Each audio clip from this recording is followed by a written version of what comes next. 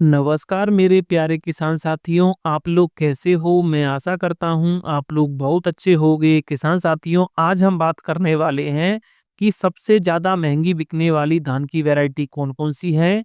मैं आज आपको इस वीडियो के माध्यम से सबसे ज़्यादा महंगी बिकने वाली 3 धान की वैरायटी बताऊँगा।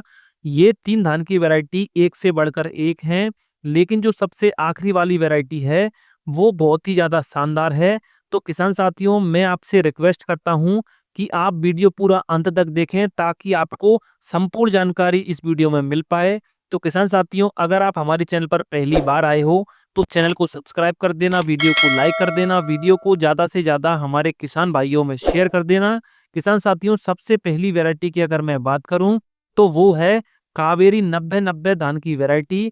इस वैरायटी का तना मजबूत होता है, जिससे इस धान की वैरायटी में गिरने की समस्या बहुत कम देखने के लिए मिलती है। इस वैरायटी के दाने का साइज मीडियम होता है, दाना वजनदार, चमकदार और खाने में बहुत ही ज़्यादा टेस्टी वैरायटी है।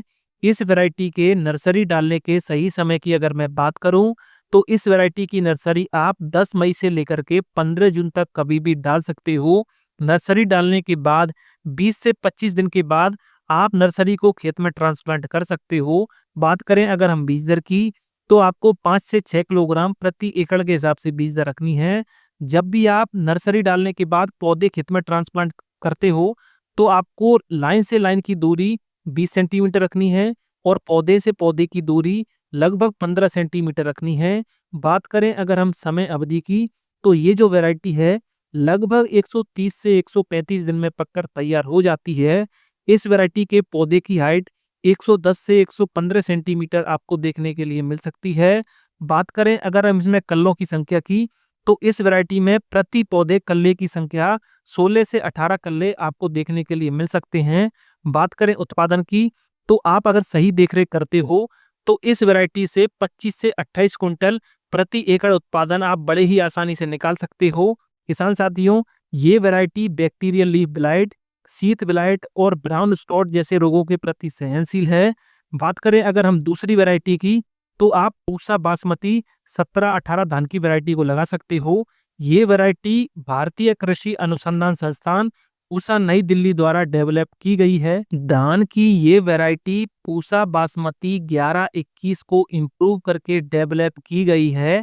इस वैरायटी का दाना मोटा, वजनदार और चमकदार आपको देखने के लिए मिल सकता है। साथ ही इस वैरायटी का जो दाना है वो लंबा होता है।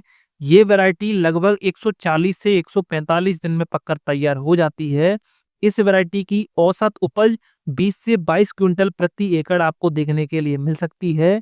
इस वैरायटी के पौधे की हाइट 115 से 120 सेंटीमीटर आपको देखने के लिए मिल सकती है। इस वैरायटी में गिरने की समस्या बहुत कम देखने के लिए मिलती है। साथ ही ये वैरायटी बैक्टीरियल लीफ ब्लाइट के प्रति सहनशील है।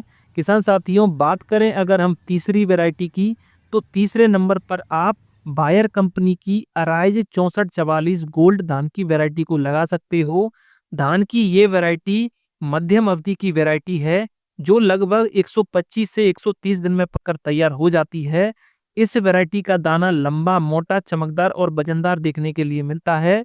इस वैरायटी के उत्पादन की अगर मैं बात करूं, तो इस वैरायटी से आप 25 से 30 क्विंटल प्रति एकड़ उत्पादन बड़े ही आसानी से निकाल सकते हो।